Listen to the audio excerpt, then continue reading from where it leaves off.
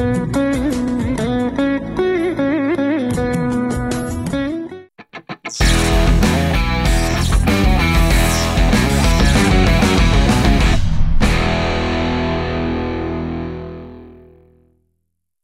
రెండు దేశాలు కొట్టుకుంటుంటే ఇండియా ఎందుకు ఎఫెక్ట్ అవుతుంది? ఇప్పుడు జరుగుతున్న వాన అనేది చిలికి గానివానగా థర్డ్ వరల్డ్ వార్గా మారబోతుందా? ఇవన్నీ మనం అడిగి తెలుసుకుందాం. డాక్టర్ రమేష్ కండిగంటి గారు వాళ్ళు మనతో ఉన్నారు. నమస్తే సార్. నమస్తే. ఇరాన్ మీద ఒక చిన్న దాడి ఇజ్రాయెల్ చేయడం వల్ల అది థర్డ్ వరల్డ్ వార్గా పరోక్షంగా డిక్లేర్ అయిపోతుందా? అమెరికా రష్యా దిగబోతుందా వార్లోకి అని కూడా అంటున్నారు. అంతర్జాతీయ సంబంధాల్లో శాశ్వత మిత్రులు శాశ్వత శత్రువులు ఉండరు. ఒకవేళ వారు డిక్లేర్ అయిపోయింది అనుకుంటే వేర్ ఇండియా గోన స్టాండ్? అంటే ఇప్పుడు దాకా అందరికీ తెలిసినట్టుగానే అమెరికాతో మనకి మిత్రబంధం ఉంది కాబట్టి డైరెక్ట్గా డిక్లేర్ చేస్తే వీఆర్ విత్ అమెరికా అంటే India gonna declare that or అప్పుడు కూడా డిప్లొమాటిక్ రోల్ ప్లే చేస్తాం? ఇరాన్కి ఇజ్రాయెల్కి పడదు కదా, కానీ ఇండియాకి రెండు కావాలి. ఇజ్రాయెల్కి అమెరికా సపోర్ట్ ఉన్నా అది ఎప్పుడు ఎలా స్టాండ్ అలోన్గా ఉంటుంది అంటే ఎవరైనా రండి మేము ఒక్కలే చాలు మీ అందరికీ అన్నట్టు. Why is that? ఎందుకు అంత ధీమా ఏంటి? ఏం చూసుకొని అని? అమెరికాలో ఎవడు ప్రెసిడెంట్ కావాలి ఎవరు ప్రెసిడెంట్ కాకూడదు అని నిర్ణయించే దాంట్లో the Jewish vote has become very decisive. నమస్తే వ్యూస్. ఇరాన్ ఇజ్రాయెల్ వార్ ఈ మధ్యకాలంలో బాగా వింటున్నాము. ఇండియా మీద కూడా దీని ఎఫెక్ట్ చాలా ఉంది. మొన్న జరిగిన చిన్న అటాక్ వల్ల ఇండియన్ స్టాక్ మార్కెట్ ఒక 500 పాయింట్స్ పడిపోయింది. ఎక్కడో రెండు దేశాలు కొట్టుకుంటుంటే ఇండియా ఎందుకు ఎఫెక్ట్ అవుతుంది? ఇప్పుడు జరుగుతున్న వాన అనేది చిలికి గానివానగా థర్డ్ వరల్డ్ వార్గా మారబోతుందా? ఇవన్నీ మనం అడిగి తెలుసుకుందాం. డాక్టర్ రమేష్ కండిగంటి గారు వాళ్ళు మనతో ఉన్నారు. నమస్తే సార్. నమస్తే sir. You are the right one to discuss all this. కొంచెం మా అందరికీ మా వ్యూవర్స్ అందరికీ అసలు ఏం జరుగుతుంది ప్రపంచంలో, ఆ రెండు దేశాల మధ్య ఏం జరుగుతుంది, దానివల్ల ప్రపంచం మీద పడుతున్న ఎఫెక్ట్ ఏంటో, అసలు అవి ఎందుకు కొట్టుకుంటున్నాయో మీరే చెప్పాలి.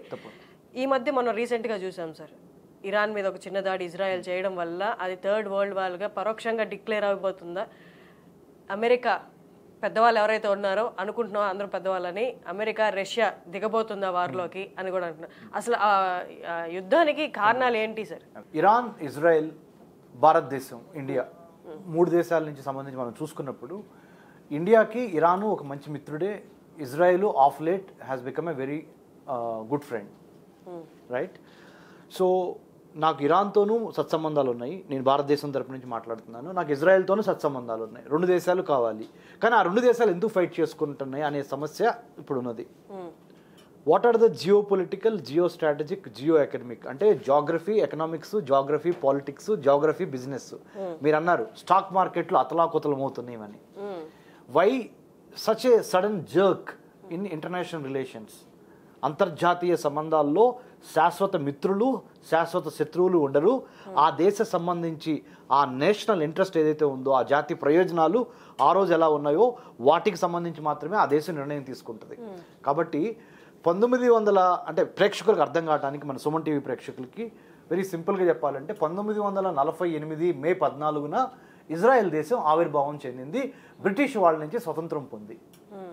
సో ఒక్కసారి పాలస్తీనా అనే ఒక ఏరియాలో 14 మే 1948న ఇజ్రాయెల్ దేశం ఆవిర్భావించిన తర్వాత ఇజ్రాయెల్ పక్కన ఉన్న లెబనాన్, జోర్డాన్, ఈజిప్ట్, సిరియా వీళ్ళందరికీ గొడవ జరుగుతుంది. దాని తర్వాత 1948 గురించి మాట్లాడుతున్నా. వెరీ ఇంపార్టెంట్, ఎందుకంటే మూలాల్లోకి వెళ్ళి తెలుసుకోవాలి. వెరీ షార్ట్గా చెప్తాను. 1948 14 May Israel has emerged as the independent, the only Jewish state. అంటే ప్రపంచం మొత్తం మీద ఒకే ఒక యూదు దేశం ఏదయ్యా అంటే అది ఇజ్రాయెల్. ఆ ఇజ్రాయెల్ ఏర్పడటానికి అమెరికా సపోర్ట్ చాలా ఉంది. అది ఎప్పుడన్నా మీరు అవకాశం ఇస్తే వాళ్ళు తర్వాత చెప్తాను. But American support is definitely tremendous for the state of the only state of Jewish state on entire planet earth is Israel, right?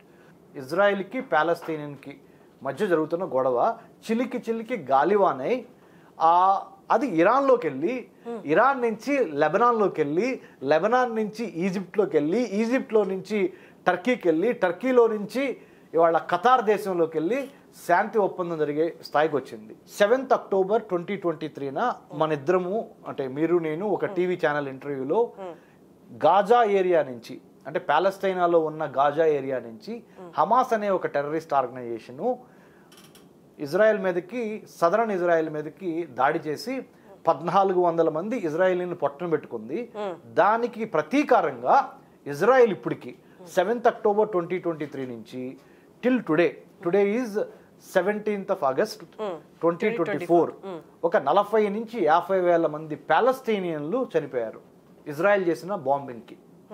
1400 మంది ఇజ్రాయలీస్ని పాలస్తీనా హమాస్ టెర్రరిస్ట్ ఆర్గనైజేషన్ చంపితే దానికి ప్రతీకారంగా ఇంతవరకు ఇజ్రాయెల్ వేసిన బాంబింగ్స్లో పాలస్తీనాలో ఉన్న ఏరియాస్ ఏంటి, వెస్ట్ బ్యాంక్, ముఖ్యంగా గాజా, ఈ 2 ఏరియాల్లో వేసిన బాంబింగ్స్ మూలాన 40,000 మంది పాలస్తీన్లు చనిపోయారు. ఈ పక్షంలో ఈ హమాస్ ఏదైతే టెర్రరిస్ట్ ఆర్గనైజేషన్ ఉందో ఇజ్రాయెల్ పక్కన ఉన్న పాలస్తీనాలో ఉన్న గాజా ఏరియాలో ఉన్న హమాస్ టెర్రరిస్ట్ ఆర్గనైజేషన్కి సంబంధించిన పొలిటికల్ హెడ్ ఇస్మాయిల్ హనియా అనే అతను మొన్న ఈ మధ్య ఇరాన్లో ఒక ప్రెసిడెన్షియల్ ఇనాగరల్ సెరమనీ ఫంక్షన్ జరుగుతుంది. అంటే ఆ రాష్ట్రపతిగా ఇరాన్కి సంబంధించిన ఆయన ప్రమాణ స్వీకారోత్సవ మహోత్సవానికి ఈ ఇస్మాయిల్ హనియా పాలస్తీనాలో ఉన్న గాజాలో ఉన్న టెర్రరిస్ట్ ఆర్గనైజేషన్ హెడ్ హమాస్కి ఇస్మాయిల్ హనియా ఇరాన్ దేశం వెళ్తాం జరిగింది.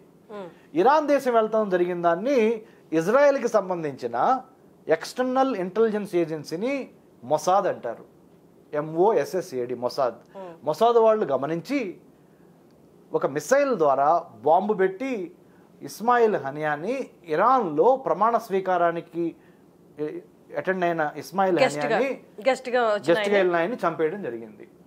దాన్ని ఇరాన్ చాలా సీరియస్గా తీసుకొని వేరే దేశస్థుడు మా దేశానికి ఒక గెస్ట్గా వచ్చినప్పుడు మా దేశంలోనే చంపుతారా, how dare are you to eliminate or kill mister Ismail Haniyeh who is the political head of Hamas terrorist organisation. అంటే మీకుంటే అది మీరు తెలుసుకోవాలి, కానీ అంటే ఇస్మాయిల్ హనియాకి అంటే గాజా అంటే పాలస్తీన్కి ఇజ్రాయెల్కి మధ్య గొడవ ఉంటే మీరు తెలుసుకోవాలి, కానీ ఆయన మా దేశానికి వచ్చినప్పుడు మీరు ఎలా ఎందుకు చంపారు అనేది ఆల్రెడీ ఇరాన్కి ఇజ్రాయెల్కి పడదు. దానికి తోడు ఇది అగ్నికి ఆజ్యం తోడైనట్టు ఈ ఇస్మాయిల్ హనియా ఇరాన్ దేశంలో హత్యకు గురి గావింపబడిన తర్వాత దాన్ని చాలా సీరియస్గా తీసుకొని ఇరాన్ ఏం చేసింది, ఇజ్రాయెల్ దేశానికి పైన ఉత్తరాన లెబనాన్ అనే ఒక దేశం ఉంది. ఆ లెబనాన్లో హెజ్బుల్లా అనే ఒక టెర్రరిస్ట్ ఆర్గనైజేషన్ ఉంది. ఆ హెజ్బుల్లాకి Iran backed money muscle support ఇవ్వటం ద్వారా ఆ హెజ్బుల్లా ఆర్గనైజేషన్ను throwing bombs on Israel again. Israel is the most sophisticated technological సుపీరియర్గా ఉంది ఆ మిడిల్ ఈస్ట్లో. So right now the problem is between Iran and Israel. అంటే actually the original problem is between Israel and Palestine. It is escalated, అంటే it has become magnified to not only Israel Palestine but also to Iran, Egypt, Syria, Lebanon, Jordan. So ఆర్థిక మూలాలన్నీ కుదేలవుతున్నాయి. Oil, natural gas industry, stock exchange ఇవన్నీ దెబ్బతినిపోతున్నాయి ఈ రెండింటి మధ్య conflict మూలాన. సో సుమన్ టీవీ ప్రేక్షకులకి నేను మీ ద్వారా చెప్పేది ఏంటంటే, ఎక్కడ యుద్ధం జరిగినా 21వ శతాబ్దంలో ఆ యుద్ధం యొక్క ఆర్థిక, రాజకీయ, సామాజిక, సాంఘిక, మతపరమైన, కులపరమైన ట్రెమర్స్ అంటే ప్రకంపనలు ప్రపంచం మొత్తాన్ని అతలాకుతలం చేసేస్తాయి. కాబట్టి యుద్ధము సర్వనాశనానికి దారితీసే అవకాశం 100% ఉంది. కాబట్టి ఆ యుద్ధాన్ని నిలువరించడం ఎట్లా, భారతదేశం యొక్క ఇంట్రెస్ట్ ఏంటి, is India capable, does it have, I mean to say does India have the power to stop the war or to stop the conflict between Iran and Israel? Question number 1. Why should India stop? Number 2, what are the ways and means, అంటే ఎటువంటి ప్రణాళికలు ఉన్నాయి భారతదేశం దగ్గర ఏది ఇజ్రాయెల్ని ఇరాన్ని కొట్టుకోకుండా యుద్ధం చేసుకోకుండా ఆపటానికి? Number 3. Number 4, భారతదేశము ప్రపంచంలో ఉన్న 194+ కంట్రీస్ కన్నా ఒక స్మార్ట్ పవర్గా ఎదగాలనుకుంటుంది ప్రధానమంత్రి మోడీ గారి నేతృత్వంలో. హార్డ్ పవర్ అంటారు అంతర్జాతీయ సంబంధాల్లో, ఇంటర్నేషనల్. హార్డ్ పవర్ అంటే ఏంటంటే military power, technology power, economic power ఉన్న వాళ్ళని హార్డ్ పవర్ కంట్రీస్ అంటారు. Hard power countries. Soft power countries అంటారు ఇంటర్నేషనల్ రిలేషన్స్లో. అంటే మన మ్యూజిక్, మన యోగా, శాస్త్రీయ సంగీతము, నృత్యము, భోజనము, ఆహారము, నాగరికత, cultural power is called soft power అంటారు. ఈ రెండిటి మేళవింపే స్మార్ట్ పవర్. కాబట్టి భారతదేశం నిద్ర నుంచి మేల్కొని ఇరాన్కి ఇజ్రాయెల్కి మధ్య ఫ్రెండ్షిప్ ఏర్పాటు చేయాలి. అలానే అమెరికా ఇజ్రాయెల్ని సపోర్ట్ చేస్తుంది, ఇరాన్ని రష్యా సపోర్ట్ చేస్తుంది. భారతదేశానికి సంబంధించినంత వరకు చైనా మన శత్రువు. భారతదేశానికి సంబంధించినంత వరకు చైనాని మనం చెక్ పెట్టాలి అంటే అమెరికన్ సపోర్ట్ తీసుకొని చెక్ పెడదాం అనేది మనకి ఉంది. అలానే చైనాని చెక్ పెట్టాలి అంటే ఇండియా సపోర్ట్ లేకుండా మేము ముందలకెళ్ళలేము అనే పరిస్థితి అమెరికాకు ఉంది. భారతదేశం వాళ్ళు నడవాలి అంటే electricity, oil, natural gas, petroleum, diesel ఇవి ఎంత ఇంపార్టెంట్ ఒక జాతి డెవలప్మెంట్కి. సో ఇవన్నీ ఎక్కడ ఉన్నాయి? గల్ఫ్ కోఆపరేషన్ కౌన్సిల్ కంట్రీస్లో ఉన్నాయి. అంటే ఇస్లామిక్ వరల్డ్ దగ్గరే ఉన్నాయి. వార్ డిక్లేర్ అయిపోయింది అని అనుకుందాం. మన ఇండియా చైనా అండ్ పాకిస్తాన్ విడిచిపెట్టి మిగతా అందరితోటి డిప్లొమాటిక్గా అందరితో సత్సంబంధాలే ఉన్నాయి ఇండియాకి. ఒకవేళ వార్ డిక్లేర్ అయిపోయింది అనుకుంటే వేర్ ఇండియా గోన స్టాండ్? అంటే ఇప్పుడు దాకా అందరికీ తెలిసినట్టుగానే అమెరికాతో మనకి మిత్రబంధం ఉంది కాబట్టి డైరెక్ట్గా డిక్లేర్ చేస్తే వీఆర్ విత్ అమెరికా అంటే ఇంకా it means that we are with Israel అని. అంటే ఇక్కడ India gonna declare that or అప్పుడు కూడా డిప్లొమాటిక్ రోల్ ప్లే చేస్తుంది. ఇటుంటామా అంటే అలా ఉండదు. అంటే అంతర్జాతీయ సంబంధాలు ఇరాన్ ఇంపార్టెంటే మనకి, ఇజ్రాయెల్ ఇంపార్టెంటే, అమెరికా ఇంపార్టెంటే మనకి, రష్యా ఇంపార్టెంటే మనకి. భారతదేశం తరఫున మాట్లాడుతున్నా ఎందుకంటే ఎవరి శక్తి వాళ్ళ దగ్గర ఉంది, ఎవరి యొక్క వీక్నెస్ వాళ్ళ దగ్గర ఉన్నాయి. అంటే స్ట్రెంగ్త్, ఆపర్చునిటీ అంటే స్వాట్ అంటాం మేము. Strength, weakness, opportunity, threat analysis చేసుకొని భారతదేశం యొక్క స్ట్రెంగ్త్ ఏంటి, అమెరికాతో కలిసి ఉంటే, భారతదేశము రష్యాతో కలిస్తే వచ్చే స్ట్రెంగ్త్ ఏంటి, చైనాని మనకి ఇక్కడ కామన్ ఎనిమీ చైనాని అడ్డుకోవడానికి. But at the same time ఇరాన్కి ఇజ్రాయెల్కి పడదు కదా, కానీ ఇండియాకి రెండు కావాలి. ఎందుకు కావాలి అంటే 15,000 కిలోమీటర్ల ల్యాండ్ బోర్డర్స్ భారతదేశం చుట్టుపక్కల ఉన్న దేశాలతో మనకి ల్యాండ్ బోర్డర్ ఉంది. అంటే వాళ్ళు మన ఇరుగు పొరుగు వారు, వాళ్ళతో మనకి సత్సంబంధాలు ఉండటం చాలా అవసరం. అంతర్జాతీయ సంబంధాల్లో ఎప్పుడు ఒడిదుడుకులతో అల్లాడే అంతర్జాతీయ సంబంధాల్లో అంటే దేశాల మధ్య స్నేహాల్లో దౌత్యము అంటే డిప్లొమసీ అంటారు ఇంగ్లీష్లో, అది చాలా అవసరం. అంటే there is no black and white, there are areas of grey, there are different kinds of shades ఉంటాయి అనమాట.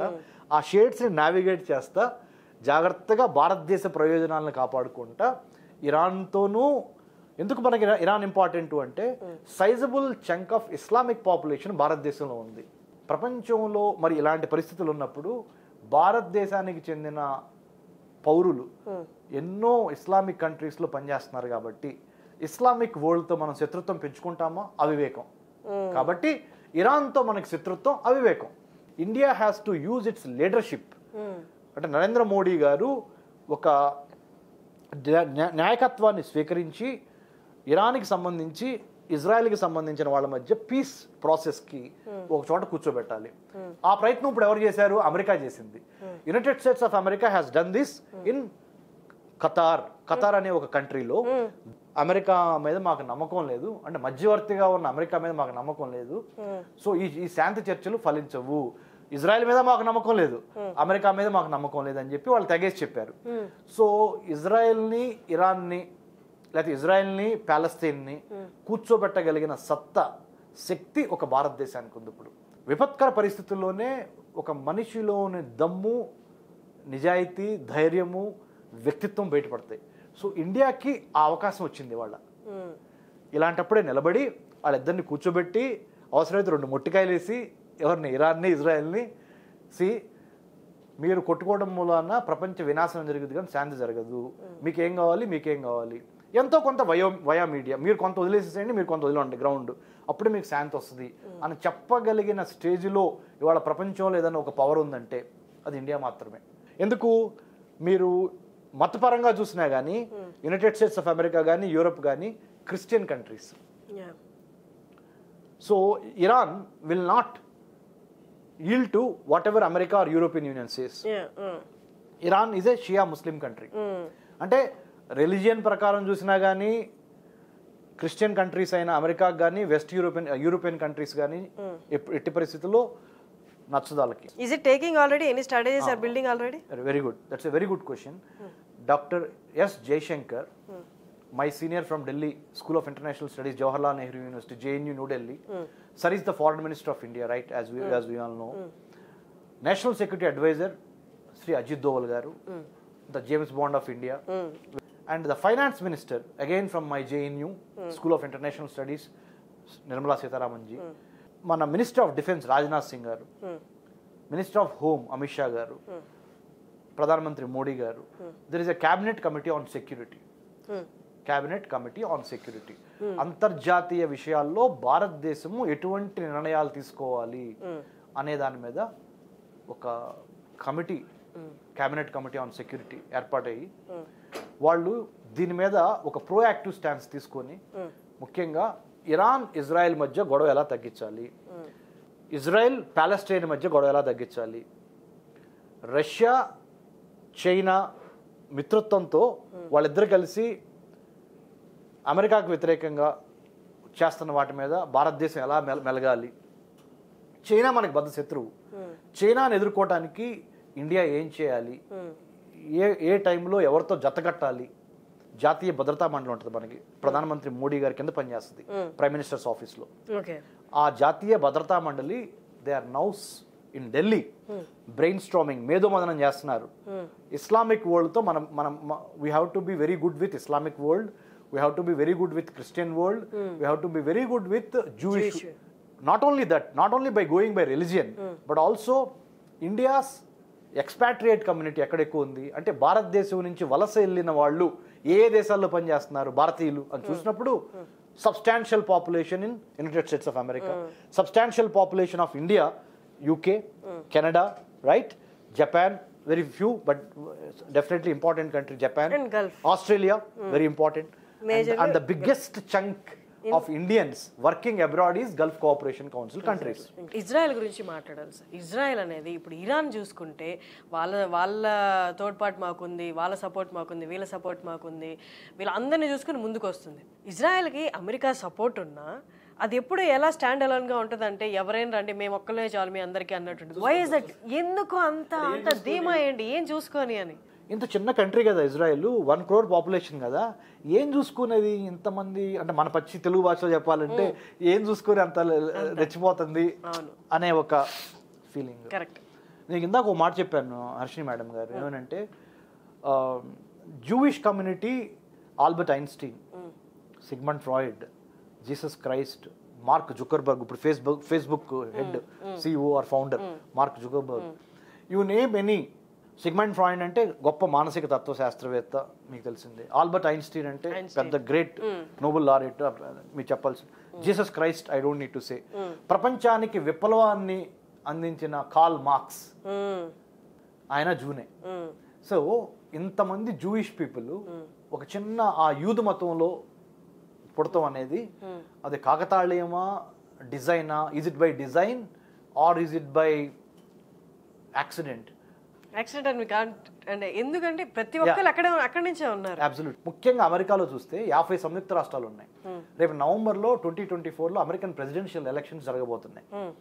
ఇప్పుడు డెమోక్రటిక్ పార్టీ నుంచి ప్రెసిడెంట్గా అభ్యర్థిగా బయటకు వచ్చిన ఆమె కమలా హ్యారిస్, మన ఇండియన్ ఆరిజిన్స్. అమెరికన్ పాలిటిక్స్లో తెలుగు వాళ్ళు కూడా ఒక జూయిష్ పాలిటిక్స్గా వాళ్ళు, Jewish also has become very powerful in American politics, deciding the presidential elections. అమెరికాలో ఎవడు ప్రెసిడెంట్ కావాలి, ఎవరు ప్రెసిడెంట్ కాకూడదు అని నిర్ణయించే దాంట్లో the Jewish vote has become very decisive. వాళ్ళ దేశంలోనే వాళ్ళు 1 crore మంది. మరి ఇజ్రాయెల్లో 90 lakhs ఉన్నారు, అమెరికాలో జూయిష్ పాపులేషన్ ఎంత అడగండి. అమెరికాలో 30 కోట్ల మంది అమెరికన్స్ ఉంటే అందుట్లో జూయిష్ పాపులేషన్ నాకు తెలిసి ఒక 5 to 6 lakhs. 30 కోట్లు ఎక్కడ, 5 to 6 lakhs ఎక్కడ sir? That's what I am saying. America Israel public affairs committee అని ఐపెక్ అంటారు, AIPAC. You can cross check all the audience. AIPAC, America Israel public affairs committee, the most influential Jewish lobby organization in the United States is IPEC, AIPAC. IPEC budget ఎంత ఉంటుందో తెలుసా madam? మన భారతదేశంలో ఒక రాష్ట్ర budget ఎంత ఉంటుందో ఒక ఆర్గనైజేషన్ బడ్జెట్ ఎంత ఉంటుంది? లక్షల కోట్లు. They throw the money to buy whomever they wanted to buy.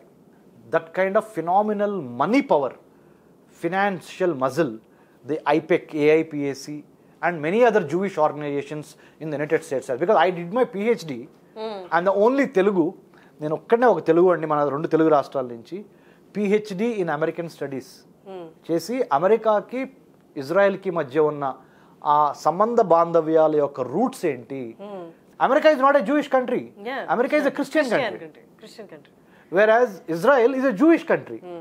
The origin of Christianity comes from Judaism. There are 7 fault lines in the world. The moment we are talking to you each other on 17th of August 2024, మనకి 7 ముఖ్యంగా global flash points ఉన్నాయి మూడో ప్రపంచ యుద్ధంగా మారటానికి. ఆ 7 global flash points అంటే కొట్టుకోవడానికి అనువైన ప్రాంతాలు ఏంటంటే ఇజ్రాయెల్ ప్యాలెస్తైనా కాన్ఫ్లిక్ట్, ఇజ్రాయెల్కి ప్యాలెస్తైన్కి ఉన్న తగాదా మూడో ప్రపంచ యుద్ధంగా మారే అవకాశం తప్పనిసరిగా ఉన్నది. North Korea south Korea, China Taiwan, India Pakistan, India China, Iran Israel, so Russia Ukraine, ఎక్కడ ఎప్పుడు మొదలవుతాయి ఈ అంటే మనకున్న ఖండాలన్నింటిలో ఆసియా ఖండము, ఐరోపా ఖండము, ఆఫ్రికా ఖండము, ఆస్ట్రేలియా, ఇవన్నీ మనం చూసుకున్నప్పుడు ఈ ఖండాల్లో ఉన్న ఈ 5-6 గ్లోబల్ కాన్ఫ్లిక్ట్స్ని అర్థం చేసుకోకుండా వర్తకం ఉండదు, వాణిజ్యం ఉండదు, వ్యాపారం ఉండదు. అంటే సేఫ్టీ సెక్యూరిటీ అనేది ఎంత ఇంపార్టెంట్ అంటే సేఫ్టీ సెక్యూరిటీ లేకుండా బిజినెస్ ఫెయిల్ అయిపోతాం. లోకల్ బిజినెస్ కానీ మేడం, అది హైదరాబాద్లో ఒక బండి పెట్టుకొని ఇడ్లీలు అమ్ముకున్న ఆ బిజినెస్ మీద కూడా ప్రపంచంలో జరుగుతున్న యుద్ధం కాన్ఫ్లిక్ట్ దీని మీద ఉంటుంది. So I think we have to be aware. I'm glad Suman TV is also opening the doors on, అంటే ఏదో వినోదము సినిమాలు ఇవే రాజకీయాలే కాకుండా సుమన్ టీవీ కూడా ప్రపంచ రాజకీయాలను అర్థం చేసుకొని మన యొక్క ఆర్థిక రాజకీయ సామాజిక పరిస్థితులు భారతదేశం కానీ ఆంధ్రప్రదేశ్ కానీ తెలంగాణ కానీ మనం ఏ విధంగా చాలా జాగ్రత్తగా వెళ్ళాలి అనే దృష్టిలో పెట్టుకొని ఉండాలి. చాలా చక్కగా చెప్పారు సార్. మా వ్యూయర్స్ అందరికీ చాలా విలువైన ఇన్ఫర్మేషన్ ఇది. మీ టైం ఇచ్చి మాకు ఇంత విలువైన ఇన్ఫర్మేషన్ షేర్ చేసిన thank you so much. So sir చెప్పినట్టుగా ప్రపంచంలో ఎక్కడ ఏదో జరుగుతుంది మనకేం లేదు, మన దాకా వస్తే చూసుకుందాం అనడానికి లేదు. ఆ రోజులు కావు ఇవి. ఎవ్రీవన్ హ్యావ్ టు బీ, అంటే ఎక్కడ ఏం జరుగుతుందో మీకు అట్లీస్ట్ తెలిసి ఉండాలి. జాగ్రత్త అనేది సెకండ్, ఫస్ట్ తెలుసుకొని ఉంటే ఇన్ఫర్మేషన్ ఉంటే ఆటోమేటిక్గా సెకండ్ స్టెప్ జాగ్రత్తలు వచ్చేస్తాయి. కాబట్టి thank you sir, thank you so much. Thank you.